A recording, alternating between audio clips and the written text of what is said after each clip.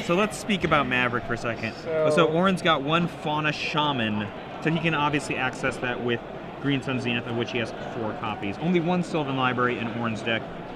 But he has no real way to break Fauna Shaman. He has a Gaddock Teague.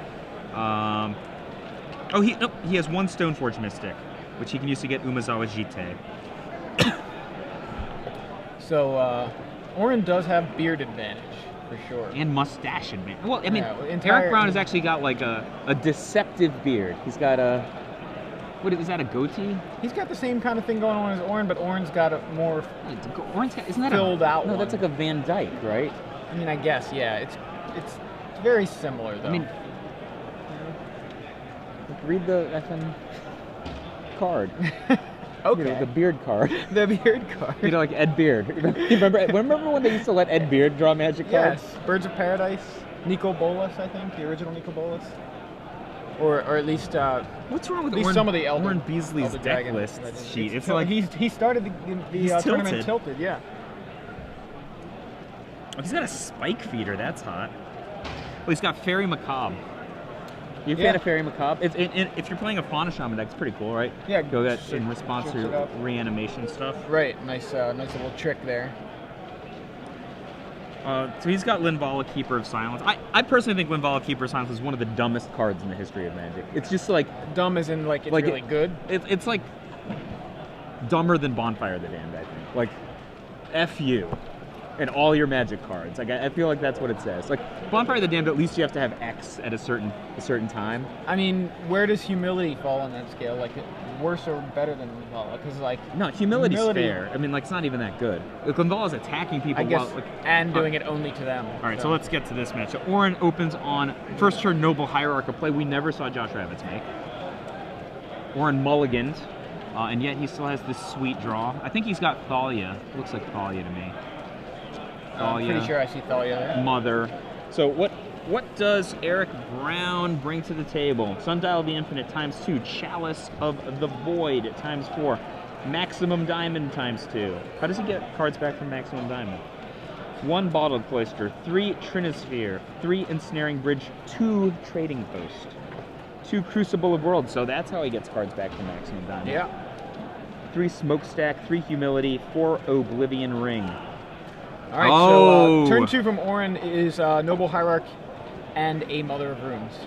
Engineered Explosives Eric Brown now here. goes with an O-Ring, taking out one of the Noble Hierarchs. Oh, because Orrin didn't play a second land? He did not play a second land. Now, it's interesting, Eric went for the Noble Hierarch, which to me means that he's setting up Ensnaring Bridge, because as far as I understand it, a 1/1 can attack under Ensnaring Bridge if your opponent has a couple cards in his hand. But I'm saying the Exalted triggers. He's protecting himself against Exalted triggers. I actually think I disagree. I think he's just exploiting the fact that Orrin doesn't have any land. That could be it too. I mean, that's actually more likely, but it's one of the other. I guess it's another positive to hitting the Noble Hierarch. I'm just making assumptions based on what I know Eric is trying to do. Eric could be going in the tank. I think he could just, if I were him, I think I would just tap the City of Traders for 2 and smash down Humility. Oh, you can't smash down Humility. There's a stupid Thalia in play. Sorry for calling Thalia stupid. She is stupid. She's like, fine, I guess. City of Traders. Live by the City of Traders. Die by the City of Traders. Is he just gonna ship? I mean, he can't just ship. He has to at least, like, put a land into play and bin his City of Traders, or he's gonna have to do it next turn where he has 4 less life. Yeah, it's not a good position. I can't quite see what's in his hand, but he has lands. You just gotta suck it up. Put down the plains. It's gonna suck. Sorry. Thalia's dumb. Yep. And that's what he does, passes back. I mean, at least Maverick's not like an interactive deck against mid-range combo control decks, right? He's got Quasali Pride Mage, which he might be getting here. Well, it's like 1, 2, 3. He can only get a 1, right? Yeah. Oh, Knight of the Reliquary. Yeah, I thought he was Zenithing. But there is no Zenith in his hand, I don't think. Did you see his Zenith? I mean, I don't know. Plains number 3 from Eric Brown. Passes back. Luckily, Humility is quite good against Qasali Pride Mage. The interaction there is very favorable. So, I mean, Orrin's going to smash here probably, leaving up Mother of Runes. He'll attack at least, let's say, with Thalia, get Exalted Trigger. Probably unlikely to attack with either Mother of Runes or Knight of the Reliquary. So I would maybe swing for 3. Does he have City Humility in his hand? Yes. Okay, so he can do that this turn. I think Humility. He would have been able to City Humility 2 turns ago, except for Thalia. Yeah. And I don't think that Orrin has an out to Humility in his main deck other than Qasali Pride Mage, which does not work under Humility. He's got 4 swords, 4 greens on Zenith, 1 pad to exile, 2 Umazawa's Jitei and Sylvan Library, but that doesn't get you out of Humility. So I mean, how's the sideboard look? Because if I'm just curious what he might have. He has Nature's Claim. 1 Nature's Claim. He's Armageddon. Armageddon.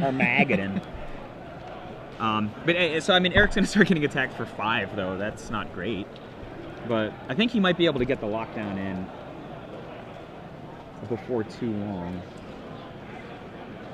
I mean, he has to go Humility, right? Like, yeah, Humility. So all these guys are doofus 1/1s now. 1, 2, 3. Why don't 5 guys? Why not play Humility with Caltrops? That was the old school. I like that.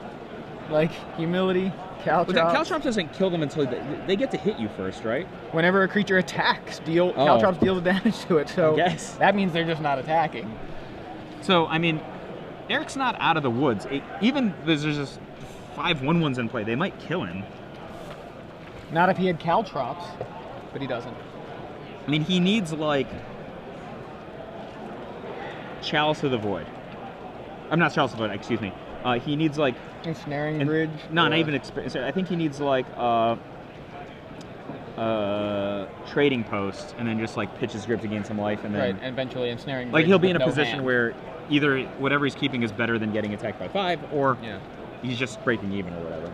So I believe he has Elspeth in his hand as well. Just by the way. Knight Errant? His deck plays that?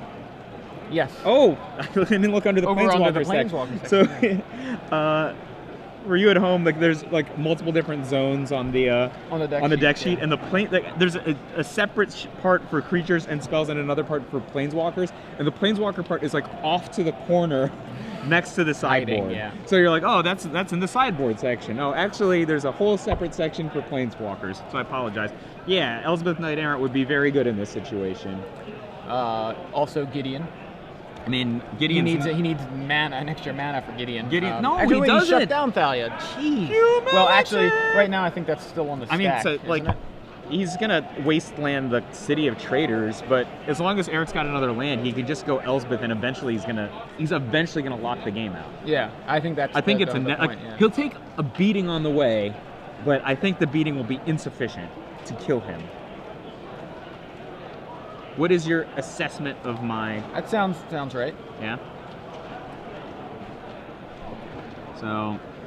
Is this the attack here? No. He activated the Knight of the Reliquary to get the Wasteland in response to the resolution of Humility.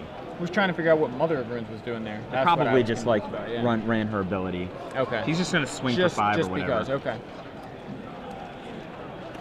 He doesn't have like our regular Wrath, does he? I don't think so. You mean Eric? No, he doesn't have that regular Wrath. So, all 5 in... It's Wasteland. I mean... Wasteland the city. Orrin's on kind of a thin plan here, right? I mean, his opponent's at 7 and he's got 5 guys.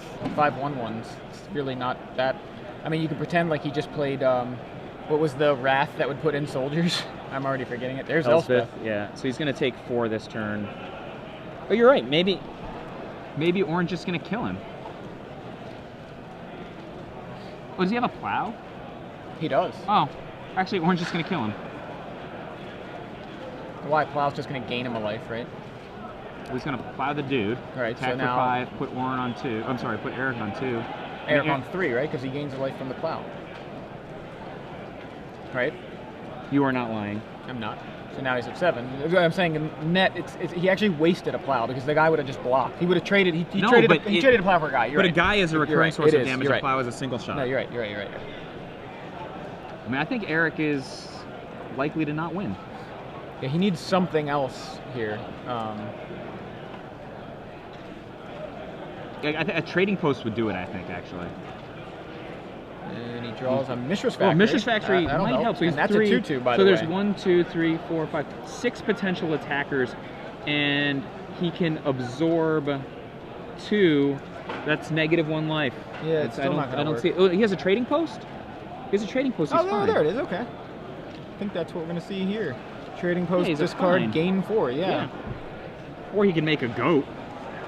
That's true too. And in that case, gaining 1. Yeah, it's fine now. All right. All right. Trading post lockdown.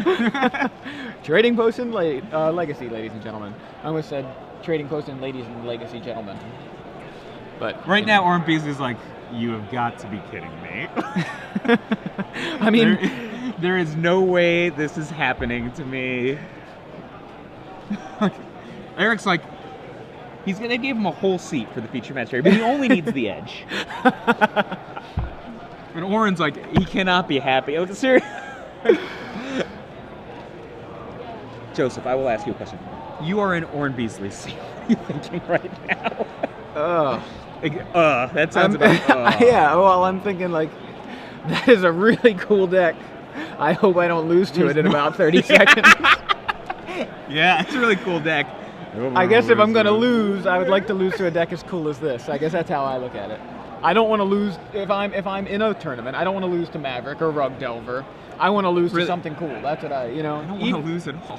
That's true, but I'm saying if you're going to lose, I don't want to lose to the the obvious stuff. If somebody's like beats me with goblins, I'm like, awesome.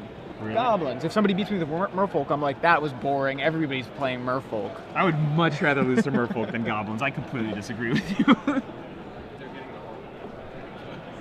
Oh, because he played a foreign version of Trading Post, I think. He's got a Japanese Trading Post. So they were getting the Oracle text. That was what that little pause was for. It wasn't just a shatter pause. Like, you just played this is too Trading awesome. Post. Yeah, I knew it was like an Asian language. Yeah, Eric's like, emphatic point to you. Orrin has like a flash dude, right? What, like Scrib Ranger, you mean? Yeah. Yeah, I guess it has flash while it's in Orrin's hand. 1, 2, 3, 4, 6 men. Eric can block 1, so 5 men in. -2 plus 4. Not dead. Net 2, yeah. So he'll be +2 at the end of the turn, and Orrin will be down a guy. So you're saying that Mishra's Factory will be a 2/2, but will not have his ability to pump himself. That's correct. That sounds right. I like Elsbeth in this deck. I think this is hot. I'm not entirely sure about the ability part, but I'm pretty sure that doesn't work. Yeah. I know it's a 2/2. That was the whole point of the deck. They built the deck around layer 7B in the rules so that Gideon and Mishra's Factory can be activated while Humility is out and still be, 6/6s or 2/2s respectively. So he's gonna block. I would block Thalia. I mean, not that it matters so much, but I would still block Thalia. Yeah, if something were to happen to the Humility, you'd rather, I guess, have the Thalia. Oh, he's blocking Knight, which I forgot was in play because it's way off of the corner. I think he's right. Oh yeah. He attacked Elsbeth. Attacking Elsbeth. Okay. I mean, so he's gonna go get Dryad Arbor. You know how it's super sick about this? The goat is a 1/1. Yeah, I know, it's actually kind of funny. The goats are 1/1s instead of 0/1s because of Humility. So wait, so the goat machine, you don't actually, you have to pay a life though. Yeah. So it's actually not great to make a goat right here. What did he do? Did he gain life or did he? Well, maybe he didn't gain any life because I don't think he used it. I don't think he used it. I think I would. Caracas is sweet. It still works on Thalia here. Right, because it's not legend. Being legendary isn't an ability. It's still Thalia. It didn't make him into 1/1 tokens or anything. So he's tapping 4 for something. He played the Caracas. Did not bounce the Thalia, but tapped it for mana. And Elspeth made a dude. Wait, I thought he was tapping 4 for something. Yeah, he is. He's changing his mana here. And it's Smokestack. More readsies.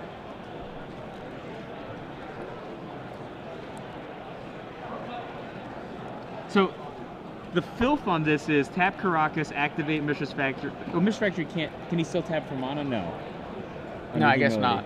That's something I'm not entirely clear on. I don't think I would have played Smokestack.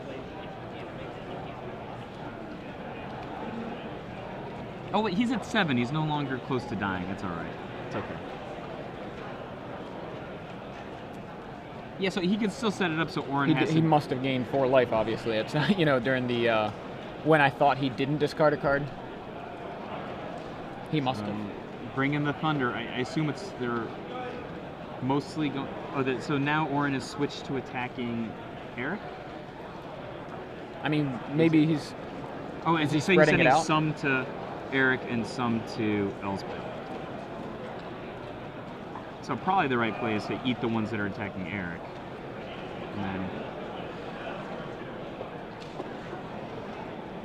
Yeah, he's setting it up so that Elspeth's pretty much dead, right? Yep. So Elspeth will die. Token will eat. Or is he? Oh, he's... Maybe... He split it up. What was the... Oh, yeah, okay. I think he just... Which guys he wanted to kill, he just went with the guys he'd rather kill, so... Mother of Runes, and I believe it was just a Dryad Arbor or something on the other end. It looks like he's tapping... Okay, I guess now he's untapping. Yeah, he's like, wait, I can't do that. Okay. Stack, Smokestack. Is he going to put a counter? No, I guess not. Oh! That's a pretty good card. Yeah, is it you May? I always forget.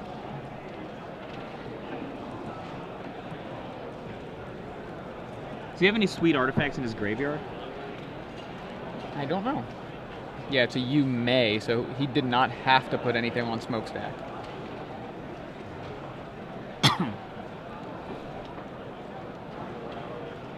So, end of turn. Flash, no longer pro blue, no longer flying. Yeah. Scribrain. Just so a just 1/1. 5 guys. It's like a pizza. What is it? A burger place. Yeah. Orrin Beasley built the burger joint on his side of the board. These stupid puns would come off a lot better if I didn't stutter during them. So, Eric Brown pays a life, makes a goat. And that's even a stretch. A goat. It's a Russian goat token. Maybe he'll draw another trading post. Oh, now he's doing the stacky tricky. But what is that? So he stacks the first during. I think, he stacks the sacrifice, or he stacks stacks them so that he puts a counter on it after the sacrifice. This is probably all she wrote. Crucible of Worlds Smokestack.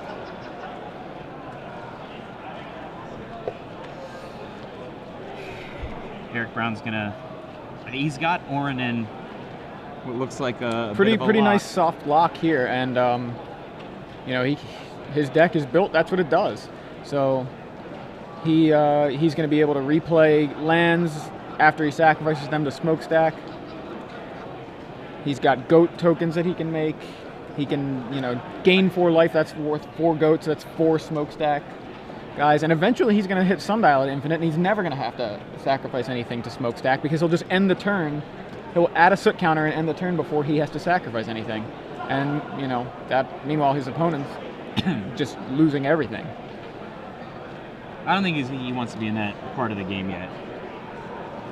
I think he's so far ahead on even. That you're saying you don't even want him to give it away yet? Okay, that's fair. I would drag this out for a while. Like, his opponent's in bad position, right? Like, his sacrifice, Noble Hierarch. Just to clarify, the factory, when Humility's in play, the factory still becomes a 2/2. I just want to clarify on Twitter, someone thought that the factory should be dead because he's thinking it's a 1/1. Yeah, but it is actually a 2/2, the way the layering rules work. I think he should bounce Thalia, right? Looks like he's going to go ahead and discard a Mox Diamond and gain 4 life. I think bouncing Thalia would be sweet. Yeah, I mean, he could bounce Gaddock Teeg too. Not that Gaddock Teeg has any text, right? Oh, so he put 2 counters onto Smokestack. Playing a land out of his graveyard. Passing. Eric Brown sacrifices 2 perms. So the thing is, like, if he made him pick up one of his legendary creatures last turn, he would be that... 1 less guy there. Yeah. Yep. Sees it this now time. He's going to bounce it, yeah. I don't think he should put any more counters on Smokestack yet. Yeah, I think he's fine with 2. Like, 2 is plenty, and... I mean, he's got this little engine. He's just going to lock down Orrin completely, and then... And Orrin's going to have no permanence. And then he sacrifices the goat. What kind of game is this? Sacrificing goats. It's like a demonic... I love it. He just keeps playing these lands out of his graveyard. Yeah. It's like, wait a second, isn't there a Smokestack like, I actually on the board? How do I have 13 lands? I would have actually used the Caracas on my own turn to make him pick up Gaddock Teeg, so that he would have had to sacrifice something else. You know what I mean? Yeah. Yeah, I agree. So he's zenithing for 1. So we get, like, Noble Hierarch, maybe? What's Orrin's plan? How do you get out of this situation? That's a good question. I don't know. This deck is very very interesting and a lot to think about. I'm kind of watching as it goes as if it's a movie I've never seen. You know what I mean? Like, I have a vague idea what it's about. I saw like the extended trailer, but I know who the good guy is and who the bad guy is, that kind of thing. So Orrin Beasley's the bad guy. No, I'm not actually saying as far as the players go. I'm saying, like, I know the cards in the deck and the way the deck's supposed to work. So I'm just watching it and trying to see, like, what kind of plot twists are going to happen. Like, what's he going to do next? You tell me what you think about my assessment. Orrin Beasley got to win quick. Okay? I'm just kidding. Yeah, he got to win quick. So I think, what is this? He has Armageddon, maybe, Spike Feeder, and Nature's Claim, excellent. But he's only got 1. Yeah. Fairy Macabre. No, actually, really. Maybe. It could be good with... against the... Against Crucible of Worlds. Yeah. It feels a little corner to me, It could be corner. Crop Rotation, Life from the Loam, excellent, though. Yeah, sure. Life from the Loam's excellent. How many does he have? 1. Just 1. Yeah, that's... I think I'd bring in Caracas, too. It's just another permanent. Yeah. I think I'd bring a Caracas, Life from the Loam, Nature's Claim, that's 3, and then 2 Armageddons for... You can't even take out all the paths and plows, right? Like, ultimately, Eric Brown's deck wins with creature attack. Like, plowing a Mishra's Factory is probably pretty good. Well, Eric can win by decking his opponent. But I'm just saying. Orrin doesn't know that. No, he doesn't. You're right. So, he hasn't seen the Sundial. Well, let's just look at the cards that stink. Presumably. Path to Exile and Swords of Plowshares are weak, but they actually have some significant strategic value, even if they're weak. Umezawa's Jete, on the other hand, I think is too slow. I would say slice that away. Kasali Pride Mage, it's never going to get what it wants. I mean, actually, maybe it will. Like, he doesn't always have humility. Gaddock Teeg, excellent. Fauna Shaman, Scroob Ranger, Scavenging Ooze, actually excellent. Mother, relatively weak, but I don't think he's going to be siding out 1-drops. None of the Reliquary, none of these guys are going to get cut. The only obvious card I would cut is Umezawa's Jete, maybe some Paths and Plows. Yeah, let me take a look real quick. I'm just trying to see what non-creature problem permanents there are in this deck. Sylvan Library is iffy.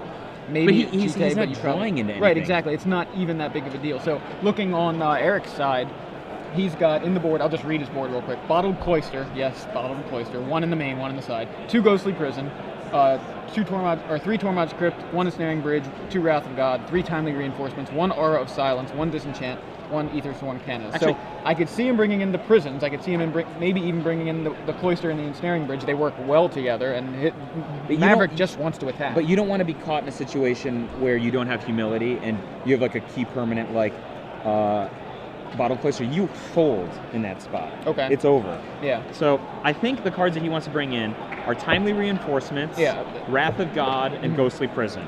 Yeah, well, he's definitely 7 bringing cards. into prison. Maybe another ensnaring bridge. I think Gideon's on the weak side. Yeah? It's expensive, and his opponent plays with Gaddock Teague and Thalia.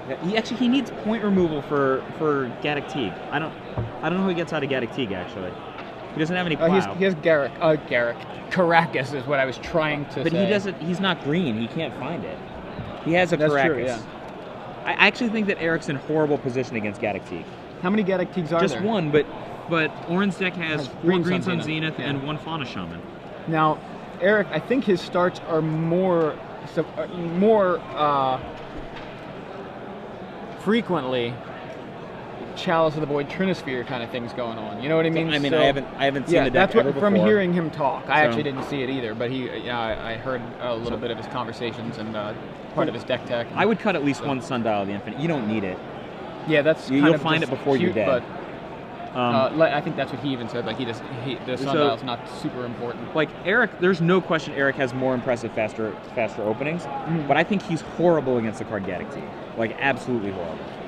Yeah, I can get down with that. He can't even cast most of his spells if Gaddock Teague's in play. I mean, fast Chalice of the Void probably gonna be the lockdown though. Like Chalice 1, Chalice 2, Ghostly Prison, good game.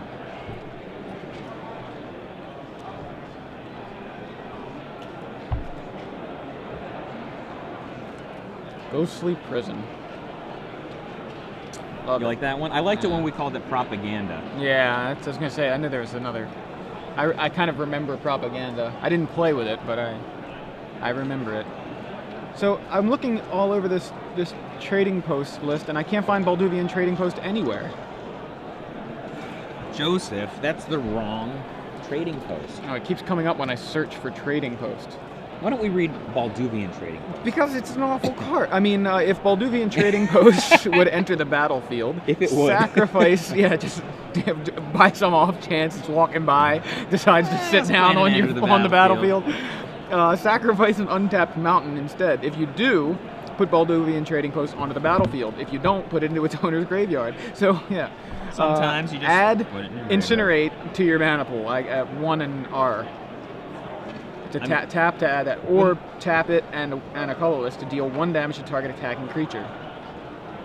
Remember when that card first came out, we didn't have Wastelands yet. All right, so Orrin Beasley opened on first turn. Savannah, followed by Noble Hierarch. Eric Brown immediately went Wasteland plan. Seems just like a bad desert. I mean, I know it does it pre-combat, I guess, but. Or during combat, not post-combat, but... You have to pay one? You have to pay one and tap it, and sack a mountain to get the trading post into play. But it taps for 2 mana. Yeah, that's true. It does have that. Caracas! And that actually is pretty big because Eric can't play Caracas of his own. He can. He just nugs him. Well, he does, but he can't play Caracas to defend against Gaddock Teague, as we were saying. He does have Crucible Worlds. So we can get to a position where he's like, Crocus, Crucible Worlds, this will come back. Yeah. Although presumably Orrin has his Life from the Loam. It's like it's one of the few cards that he has that can actually interact with Eric's strategy. So turn 1 Hierarch, turn 2 Thalia, turn 3 Kasali, Pride Mage from Orrin Beasley, Eric Brown. Rumble for 4. What is this, M13 constructed? Yeah, what's going on?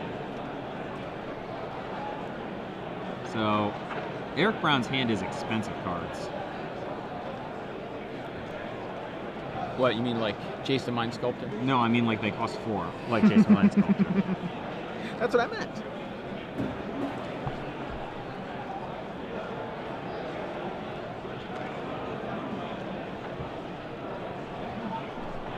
Chalice for... That's for 1, right? So he's paying 3 total. Yeah, just because he has... like XX 1 plus 1 tax on... Yeah, just because of City of Trader, yeah. He's probably going to lose the city, right? I mean, I said because of City of Traders, I meant because of Thalia. I know what you meant, hopefully. Yeah. Hopefully our friends City of Traders does not cause you to pay extra for non-creature spells.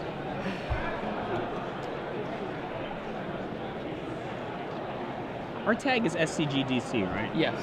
I have no no tweets for this. Yes, there are. You're searching wrong or something. I didn't type SCGDC. You did, but somehow.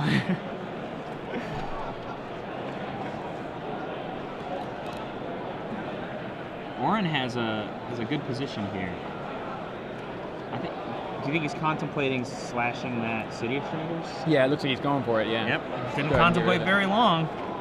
And Cavern of Souls from Orrin Beasley. Naming something. Not quite sure. Human. Okay. Human. Named the Human. The Human Tribe. And plays... Jersey Edel says, Brad must be the happiest man alive watching Eric Brown play Post and Legacy. Plays out his 1-drops after dealing with that Chalice,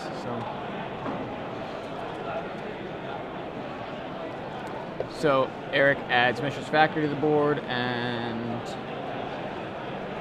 passes back. Orrin attacks with Thalia. Knocks Eric to either 12 or 10 here. I'm not sure if life totals. Oh, 8. Oh, that's right. I'm sorry, Exalted. Double hierarch. So, and there's a Thalia down, right? Eric doesn't have double white. Even if he has Wrath, he's not going to be able to cast it. Power in play is, X. Oh, Knight of the Reliquary doesn't function yet, right? Timely Reinforcements. Well, that'll help a little bit. I forgot about that guy. Yeah. What were you saying? Oh, because Knight. Yeah, Knight is. Yeah.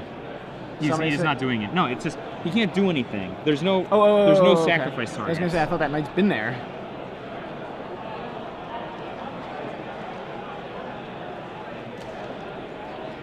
Four 2. Evan Irwin, 4 and 2.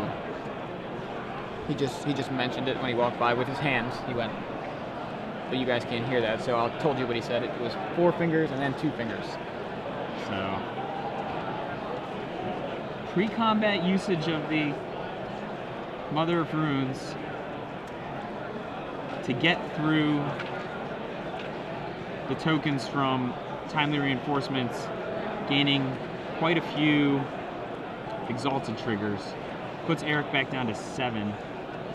Another Knight of the Reliquary.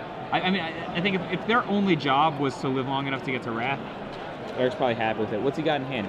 Humility. Den. He does have humility. And he has an Ancient Den, so that's a white source. And Thalia or not, that's 5 mana. I think he should play his Mox. Oh, no, his Mox costs extra. Never mind. Yeah, so he's going to add 2. Yeah. Play a white. He's got 2 floating. Here's and 3 humility. More. Humility. And now those soldiers match up pretty well against Orrin's board. It's going to be a lot like last game. It is. Orrin can just start slugging, though. Yeah, but it's cool. Like, it's cool to see this kind of thing where it looks like a blowout for a second, and then. Orrin never even had a land to work with his Knight of the Reliquaries. Come on. So this Knight of the Reliquaries been pretty humble all game, then. He's just got to push, right? He has no choice. Like, everybody's blocking, takes out the biggies. Right. Yeah, he's taking out the real scary guys. Yeah. I actually think he shouldn't block Thalia. Why? Because there's a legend. It's a legend rule. I think that it was wrong to block Thalia. See? Oh, because he can replay Thalia? Okay. Good call. I like that. So, what do we got here? Oh, he's got Trading Post. Ooh, Caracas. And just drew Caracas. And he's got Crucible of Worlds in his hand. So he's probably played Crucible of Worlds. Trading Post costs 5, right? So he has to make sure he doesn't die. Mm-hmm. So, discard Caracas. That's 4. Does he have to pay? He has to pay for that Mox, right? No, not anymore. Thalia's not. Oh, I'm sorry. Active. I keep thinking about Thalia's. Crucible of Worlds. Yeah, that humility. Yeah. So he's got a defender for 1 turn, which is all he needs. What he needs is Orrin Beasley not to destroy his Mishra's Factory somehow. So Orrin's got 4 Wastelands in his deck and some number of some kind of removals, presumably, right? There's no creatures off camera that we can see. It's just 4 guys, right?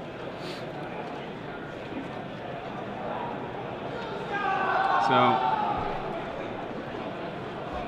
that Mox Diamond was actually pretty clutch. Very clutch.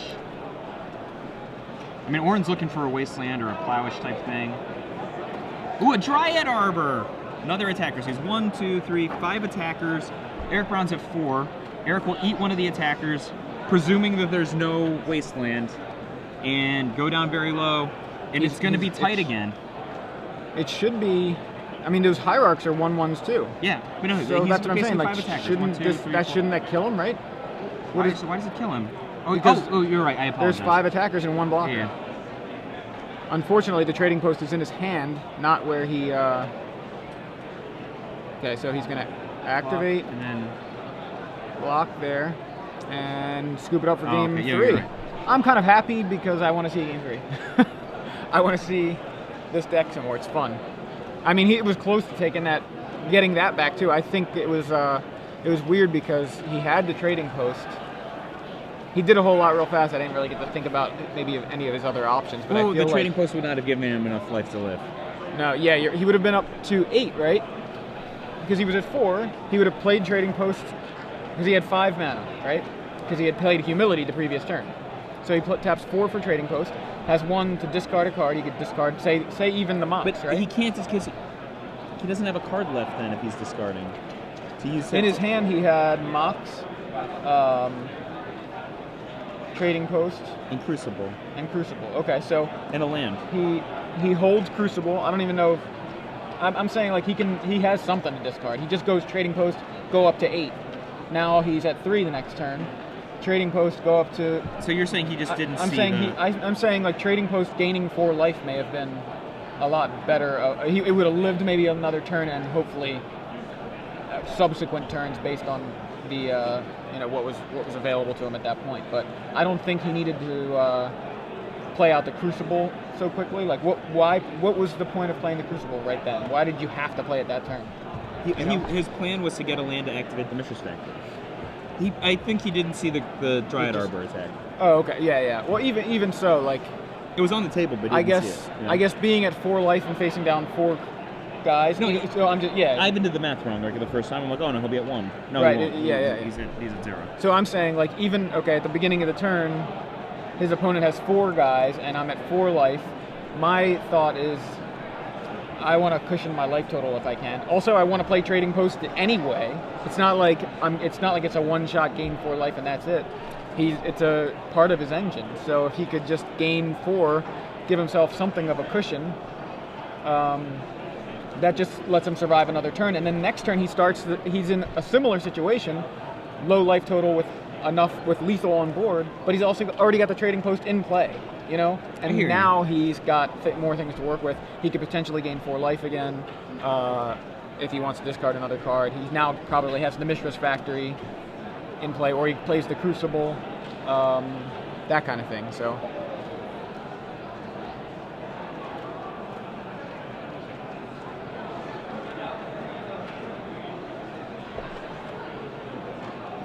All right. Did he only have 3 lands? Is that what it was? I'm looking at Trevor Wilson mentions him only having 3 lands. Well, I thought he had 5 from the Humility. Did something get wastelanded? No, remember, I'm not thinking about that. The turn he played the Humility, didn't he have to sacrifice his City of Traders?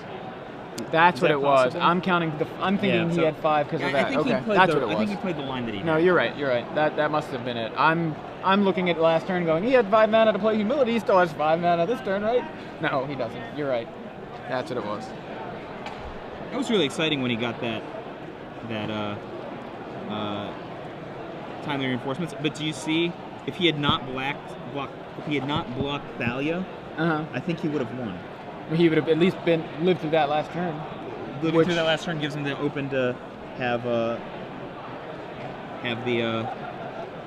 trading post he needed. I'd be interested to go back. I think blocking Thalia killed him. Yeah. That's interesting, yeah. Owen Tweedenwald, it does look like that. Excuse me? No, I'm okay. I actually have something. You're good? I bought a burrito from Chipotle earlier, and I have it sitting over here. Yeah? So you have a cold burrito? I have a cold burrito, yes. Why, is that what you have too? No.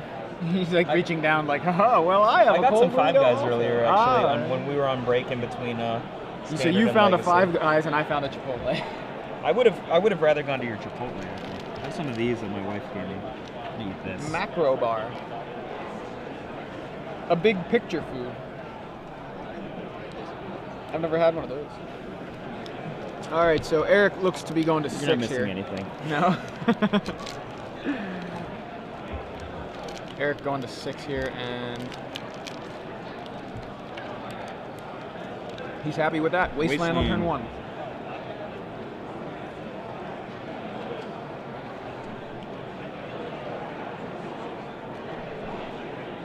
Wasteland's gonna have a target.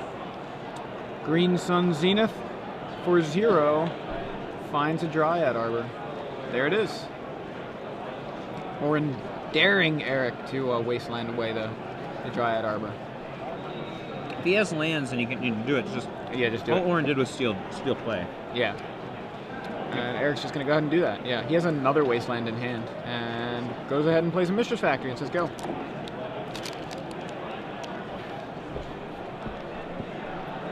I mean, stealing play is pretty good when your opponent's down a card too.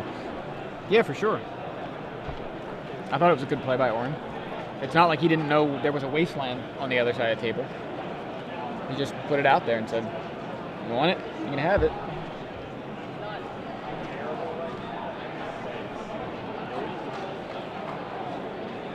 Two forests. Scavenging Ooze.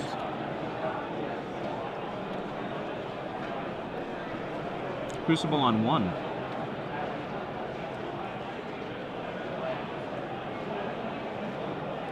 You think that's, great? Crucible on 1? I think it's pretty good. I mean, I'm more, I worry about just Orrin going white source, Kasali Pride Mage, blow up your Chalice. Yeah, me too. But he's also daring him, right? Sure. We do see Orrin getting a white source in the form of Plains, protecting against wastelands. If Eric has 2 white, he can just go like timely reinforcements, humility, I think. Should be excellent for him. Yeah.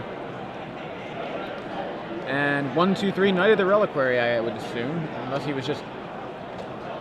Yeah, I was gonna say unless he's just going Pride Mage, activate Pride Mage all in the same motion. I think his like optimal card here is like Mox Diamond. I don't know if he has it, or even the land to play it. So maybe I shouldn't say that. He just passed. No land, go. If he passes, it means he's destroyed the wasteland. I think Orrin actually has an Armageddon in his hand. And a Life in Loam. Looks like it's over. Orrin's gonna go get like wasteland off of his Knight. Of his Knight, and probably wasteland the wasteland. Oh wait, well he got. No, he's just gonna Armageddon. Either way. Well, that's actually awesome because the Knight's going to be huge, right? It's going to be a 9/9 Knight because there's 3 lands in the graveyard.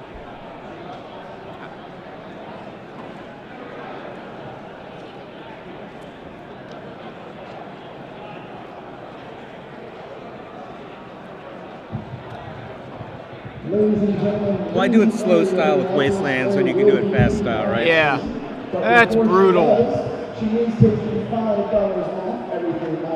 So I think it's 11 coming in. Pretty sure there's 7 lands in the graveyard. It was Heath, Dryad Arbor, and then 4 that Orrin had in play to cast the Armageddon. And what's he looking for? Oh, Mox Diamond. No, he just doesn't have an answer, and that's it. Orrin Beasley narrowly avoids the Sundial Infinite deck. But Eric Brown, I love that deck. It's a shame we only saw it really work game 1.